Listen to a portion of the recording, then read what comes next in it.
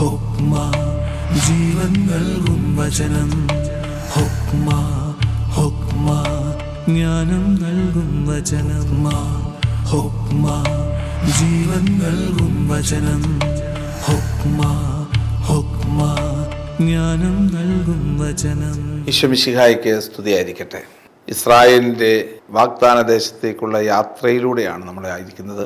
മോശ ഇസ്രായേൽ ജനതയെ ഓരോ ഘട്ടങ്ങളിലും നയിക്കുന്ന രീതികൾ കഴിഞ്ഞ എപ്പിസോഡുകളിലൂടെയൊക്കെ നമ്മൾ കണ്ടു.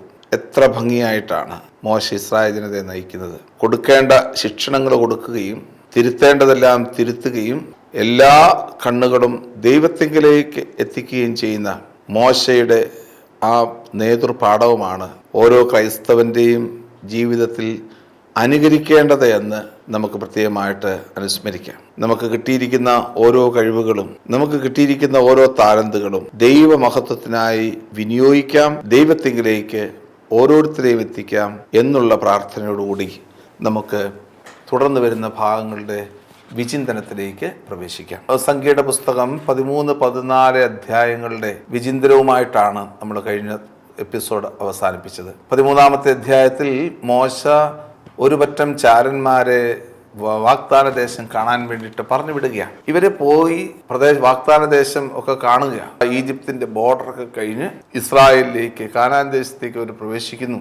അവർ പ്രവേശിക്കുന്നത് പെട്ടെന്ന് എടുത്തു നോക്കിക്കഴിഞ്ഞാൽ ഇപ്പോഴത്തെ ഒരു സ്ട്രക്ചർ വെച്ചുകൊണ്ട് അല്ലെങ്കിൽ ജിയോഗ്രഫി വെച്ചുകൊണ്ട് നോക്കിക്കഴിഞ്ഞാൽ ആദ്യം അവർ പ്രവേശിക്കുന്ന ഏദോമിന്റെ ടെറിട്ടറിയിലേക്കാണ്. അതിനുശേഷം അവർ പ്രവേശിക്കുന്നത് മോവാബിന്റെ ടെറിട്ടറിയിലേക്കാണ്. അതിനുശേഷം മെല്ലെ ജൂദായുടെ ടെറിട്ടറിയിലേക്ക് അവർ പ്രവേശിക്കും. ഇതാണ് പ്രധാനപ്പെട്ടത്. പ്രത്യേകിച്ച് അവർ പ്രവേശിക്കുന്നത് ഇപ്പോഴത്തെ ജിയോഗ്രഫി വെച്ച് നോക്കിക്കഴിഞ്ഞാൽ സദേൺ ഭാഗത്താണ്, മരുഭൂമി നിറഞ്ഞ സ്ഥലം.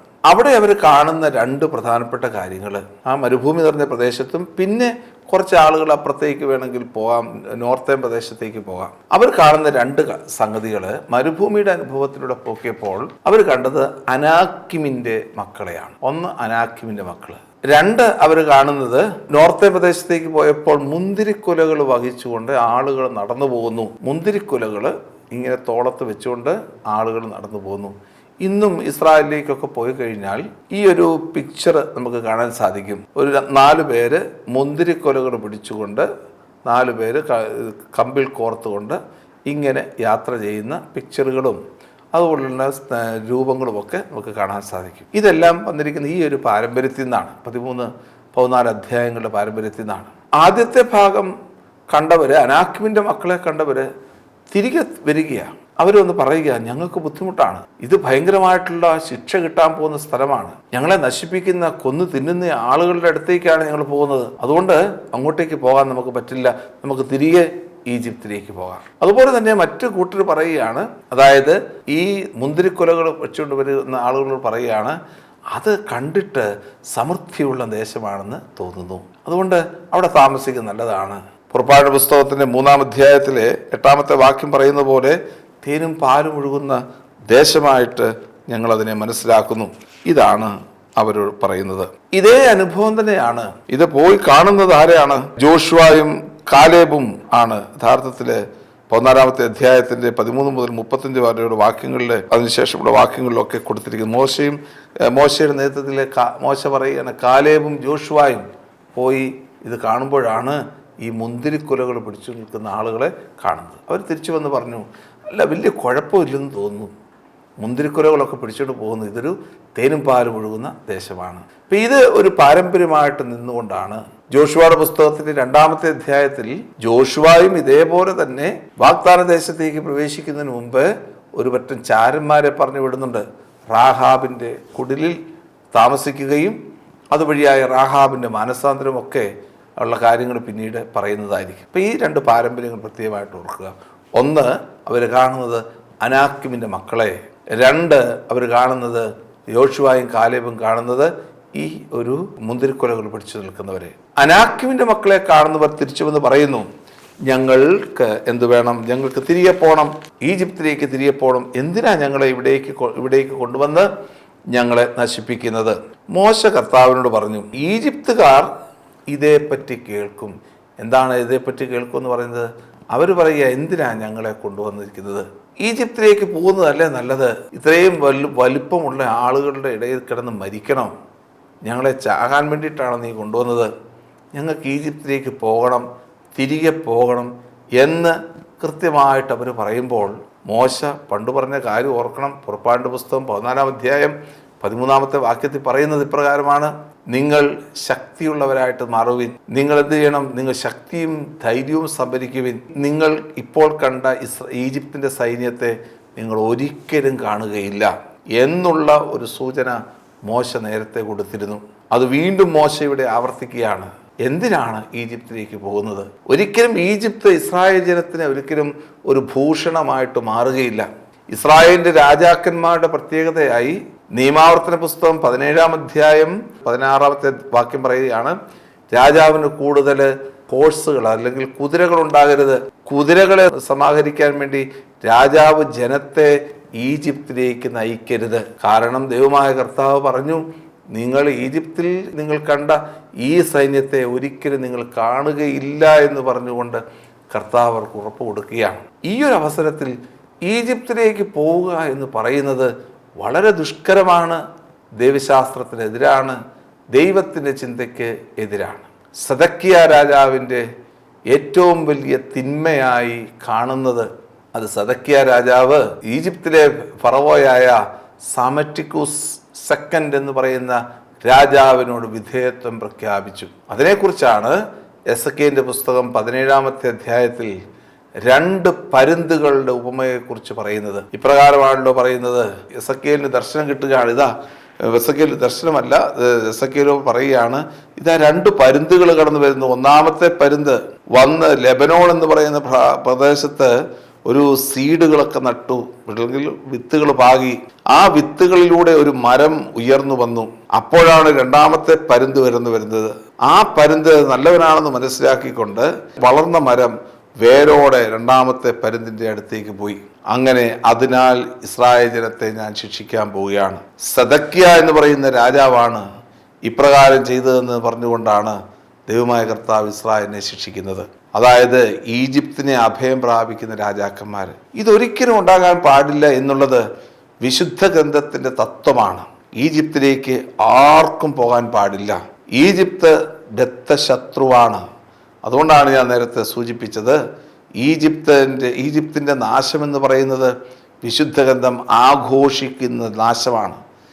അതുകൊണ്ടാണ് ഈജിപ്തിൻ്റെ നാശത്തെക്കുറിച്ച് പുറപ്പാടിൻ്റെ പുസ്തകം 15-ാം അധ്യായമൊക്കെ രേഖപ്പെടുത്തിയിരിക്കുക.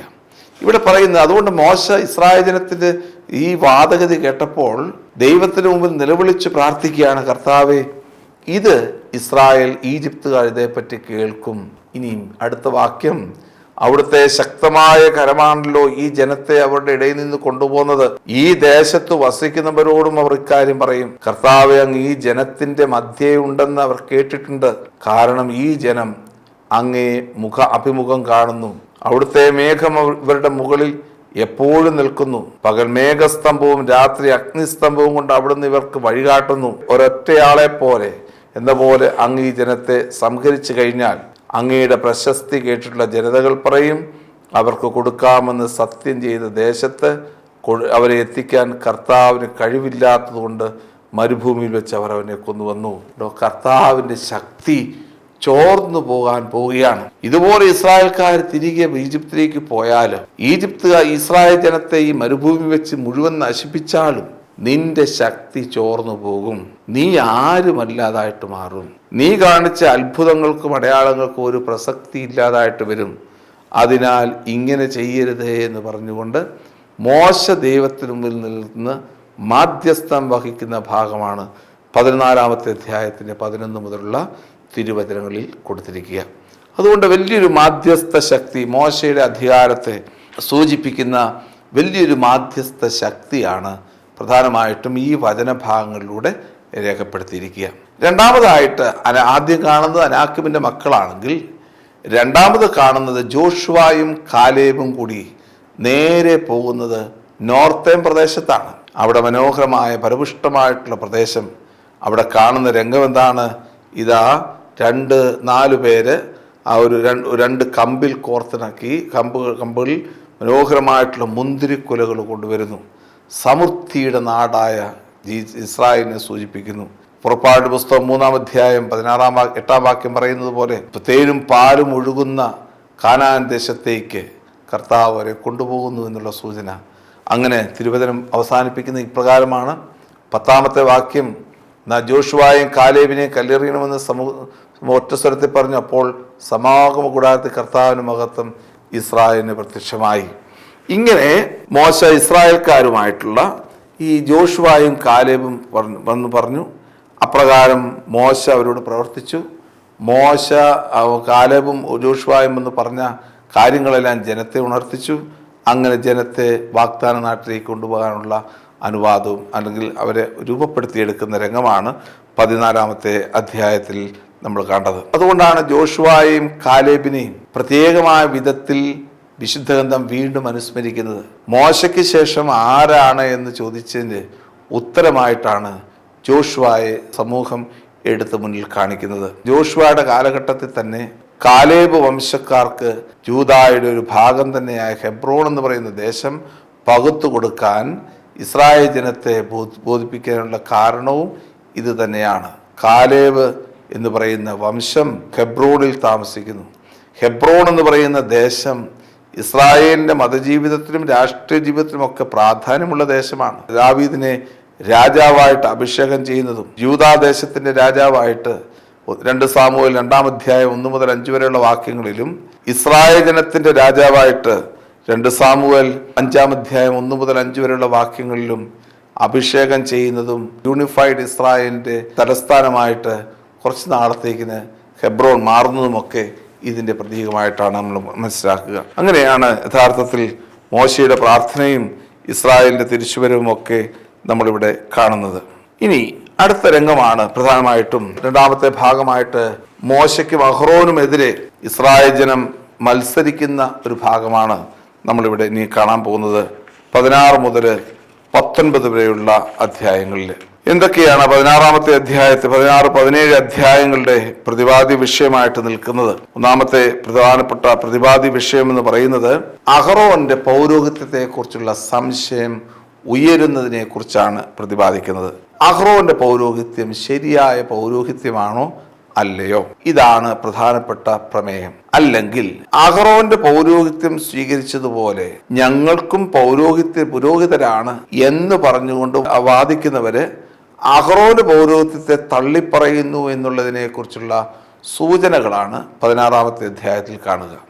3 പേരാണ് ഇതിനകത്തെ പ്രധാനപ്പെട്ട പ്രതികളായിട്ട് നിൽക്കുന്നത്. കൊറാഹ്, അതുപോലെ തന്നെ ദാത്താൻ, 3-ാമത്തെ ആളാണ് അബീറാം. അവരാരായിരുന്നുവെന്ന് കൃത്യമായിട്ട് പറയുന്നുണ്ട്. ലേവിയുടെ മകനായ കൊഹാത്തിന്റെ മകൻ ഇസ്ഹാറിന്റെ മകനായ കോറഹും റൂബൻ ഗോത്രത്തിലെ എലിയാബിന്റെ പുത്രന്മാരായ ദാത്താൻ, അബീറാം എന്നിവരും പെലത്തിന്റെ മകൻ ഓനും ഇസ്രായേൽ സമൂഹത്തെ നേതാക്കളും തിരഞ്ഞെടുക്കപ്പെട്ടവരും പ്രസ്തുത 250 പേരും മോശയെ എതിർത്തു. നോക്കിക്കേ, വലിയൊരു എതിർപ്പ് കാണുകയാണ്. ആരൊക്കെയാണ് എതിർക്കുന്നത്? വളരെ സമൂഹത്തിലെ വളരെ ഉന്നത കുലജാതരായിട്ടുള്ള ലേവി ഗോത്രക്കാരൊക്കെ എതിർക്കുകയാണ് ചെയ്യുന്നത്. അപ്പോൾ മോശയ്ക്ക് മിരിയാം എതിർത്തതുപോലെ ഒരുപറ്റം ആളുകൾ മോശയെ എതിർക്കുന്നു. മോശയോട് പറയുന്നു, നിന്റെ ദൗത്യം ശരിയല്ല, നീ പറയുന്നതൊക്കെ ശരിയല്ല എന്നൊക്കെ പറയുന്നു. അതുപോലെ തന്നെ അഹ്റോനെതിരായിട്ട് പറയുന്നു. അഹ്റോനെതിരായിട്ട് പറയുന്നത് എന്താണ്? ഞങ്ങളുടെ പക്കു പൗരോഹിത്യമുണ്ട്, അഹ്റോനും പൗരോഹിത്യമുണ്ട്. ഞാൻ നടത്തുന്ന എൻ്റെ പൗരോഹിത്യവും അഹ്റോന്റെ പൗരോഹിത്യവും തമ്മിൽ വലിയ വ്യത്യാസമൊന്നുമില്ല.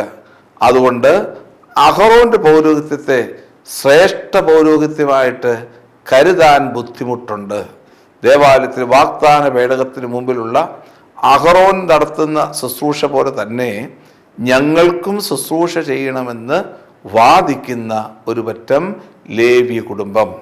അതായത് ലേവി കുടുംബത്തിൽപ്പെട്ടതാണ് അഹ്റോൻ എന്ന് പറയുന്ന വ്യക്തി. അദ്ദേഹത്തിൻ്റെ മക്കള് ലേവി കുടുംബത്തിൽപ്പെട്ടതാണ്.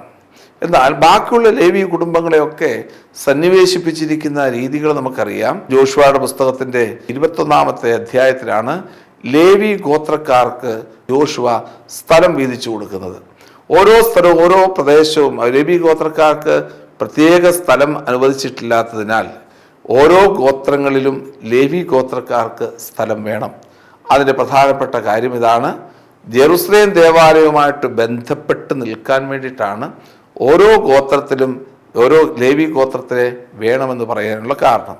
ജെറുസലേം അത് മാത്രമല്ല, ഓരോ ഗോത്രത്തിലും ദേവാലയത്തിലേക്ക് വരാൻ സാധിക്കാത്ത സ്ഥിതിക്ക് ലേവി ഗോത്രക്കാർ അവിടെ കാഴ്ചകളും ഒക്കെ അർപ്പിക്കണം. ബലിയർപ്പണമല്ല, ഒരു പ്രധാനപ്പെട്ട ശുശ്രൂഷ, സിനഗോഗിലെ ശുശ്രൂഷ പോലെ നടത്തണം എന്നതിനെക്കുറിച്ചാണ്. അതുകൊണ്ട് ഈ ബലിയർപ്പണത്തിൻ്റെ ഒരു സെൻട്രാലിറ്റി കൊടുക്കാൻ വേണ്ടിയിട്ടാണ് യഥാർത്ഥത്തിൽ ഈ ലേവി ഗോത്രത്തെ ഓരോ ഗോത്രങ്ങളിലും ഇട്ടിരിക്കുന്നത്. അപ്പോൾ ഇവർ പറയുകയാണ്, ഞങ്ങൾക്കും പൗരോഹിത്യമുണ്ട്, അഹ്റോനും പൗരോഹിത്യമുണ്ട്, ഞങ്ങളുടെ പൗരോഹിത്യത്തിനുണ്ട്. അതുകൊണ്ട് അഹ്റോൻ്റെ പൗരോഹിത്യം അത്രമാത്രം ശക്തിയുള്ള പൗരോഹിത്യമാണെന്ന് പറയുന്നില്ല എന്ന് പറയുന്ന ആളുകളുടെ മുമ്പിൽ മോശ ദൈവത്തിന് മുമ്പിലേക്ക് പ്രവേശിച്ചു. ദൈവമായ കർത്താവ് അതിനുള്ള ഉത്തരം കൊടുക്കുകയാണ്. നീ എന്ത് ചെയ്യണം? ഓരോ ഗോത്രത്തിലെയും പുരോഹിതന്മാരെ പ്രതിനിധീകരിക്കാൻ വേണ്ടി ഓരോ വടികളെടുത്ത് വാഗ്ദാന പേടകത്തിന് മുമ്പിൽ വെക്കുക. ഏത് വടി പുഷ്പിക്കുന്നുവോ ആ പുഷ്പിച്ച വടിയായിരിക്കും യഥാർത്ഥത്തിലുള്ള പൗരോഹിത്യത്തിൻ്റെ സൂചന നൽകുന്നത്. അഹ്റോന്റെ വടി പുഷ്പിച്ചു. അങ്ങനെ അഹ്റോന്റെ പൗരോഹിത്യത്തെ പുനഃസ്ഥാപിച്ചെടുക്കുകയാണ് ചെയ്യുന്നത്. എന്തുകൊണ്ടാണ് അഹ്റോന്റെ പൗരോഹിത്യത്തെ ഇവിടെ പുനഃസ്ഥാപിച്ചെടുക്കുക? അതിന് പ്രധാനപ്പെട്ട കാരണമുണ്ട്. യോശുവയുടെ പുസ്തകം 21-ാമത്തെ അധ്യായത്തിൽ ഇത് കൃത്യമായിട്ട് രേഖപ്പെടുത്തിയിട്ടുണ്ട്. ജൂദാ ദേശത്ത് വസിക്കുന്ന പ്രധാനപ്പെട്ട ലേവ്യർ ഗോത്രത്തിൽപ്പെട്ടവരാണ് അഹ്റോന്റെ വംശം. ജൂദാ ദേശത്തുള്ള ലേവി ഗോത്രത്തിൽപ്പെട്ടവരാണ് അഹ്റോന്റെ വംശം. അഹ്റോൻ ജൂദാ വംശത്തിൽപ്പെട്ട ജെറുസലേം ദേവാലയത്തിൽ ശുശ്രൂഷ ചെയ്യുന്ന പുരോഹിതരാണ്. ആ പൗരോഹിത്യമാണ് യഥാർത്ഥത്തിലുള്ള പ്രധാനപ്പെട്ട പൗരോഹിത്യമായിട്ട് നിൽക്കുന്നത് എന്ന് സൂചിപ്പിക്കാൻ വേണ്ടിയിട്ടാണ് ഈ 16-ാമത്തെ അധ്യായവും 17-ാമത്തെ അധ്യായവും രൂപപ്പെടുത്തിയിരിക്കുന്നത്. ഇപ്രകാരം മോശയോടും അഹ്റോനോടും എതിർത്ത ഈ ജനത്തിന് ദൈവമായ കർത്താവ് വലിയൊരു ശിക്ഷ കൊടുക്കുന്നുണ്ട്. അതാണ് 16-ാമത്തെ അധ്യായത്തിൻ്റെ 15 മുതലുള്ള വാക്യങ്ങളിൽ കൊടുത്തിരിക്കുന്നത്. എന്താണ് ശിക്ഷ? ഭൂമി പിളർന്നു, ദാഥാനെ വിഴുങ്ങി. കൂടാരം പറയുന്ന ഇപ്രകാരമാണ്: മോശ ഖോറാഹിനോട്, നീയും നിന്റെ അനുയായികളും നാളെ കർത്താവിന് മുമ്പിൽ ഹാജരാകണം. നിങ്ങളോടൊപ്പം അഹ്റോനും ഉണ്ടായിരിക്കണം. ഓരോരുത്തരും സ്വന്തം ധൂപകലശത്തിൽ കുന്തിരിക്കമിട്ട് കർത്താവിന്റെ സന്നിധിയിൽ കൊണ്ടുവരണം. ആകെ 250 ധൂപകലശങ്ങൾ. നീയും അഹ്റോനും സ്വന്തം ധൂപകലശവുമായിട്ട് വരണം. ഒരു ഖോറാഹ് സമൂഹത്തെ മുഴുവൻ കൂടാരവാതിൽക്കൽ നിർത്തണം. എന്നിട്ട് അവസാനം പറയുകയാണ്, 31-ാമത്തെ വാക്യത്തിൽ പറയുന്നു, മോശ ഇത് പറഞ്ഞു കഴിഞ്ഞപ്പോഴേക്കും അവർക്ക് താഴെ നിലം പിളർന്നു, ഭൂമി വാ പിളർന്ന് ഖോറാഹിനെയും അനുചരന്മാരെയും അവരുടെ കുടുംബാംഗങ്ങളോടും വസ്തുവകളോടും കൂടെ വിഴുങ്ങിക്കളഞ്ഞു. അവരും അവരോട് ബന്ധപ്പെട്ടവരും ജീവനോടെ പാതാളത്തിൽ നിപതിച്ചു. ഇപ്രകാരം കർത്താവിൻ്റെ കൂടാരത്തിൽ, അതായത് ജെറുസലേം ദേവാലയം കർത്താവിൻ്റെ കൂടാരത്തിൽ അനധികൃതമായിട്ട് ബലിയർപ്പിക്കുകയും ധൂപമർപ്പിക്കുകയും ചെയ്യുന്ന സമൂഹത്തെ ദൈവമായ കർത്താവ് നിശേഷം നശിപ്പിച്ച് കളയും എന്നതിൻ്റെ സൂചനയാണ് പ്രധാനമായിട്ടും ഇവിടെ കാണുക.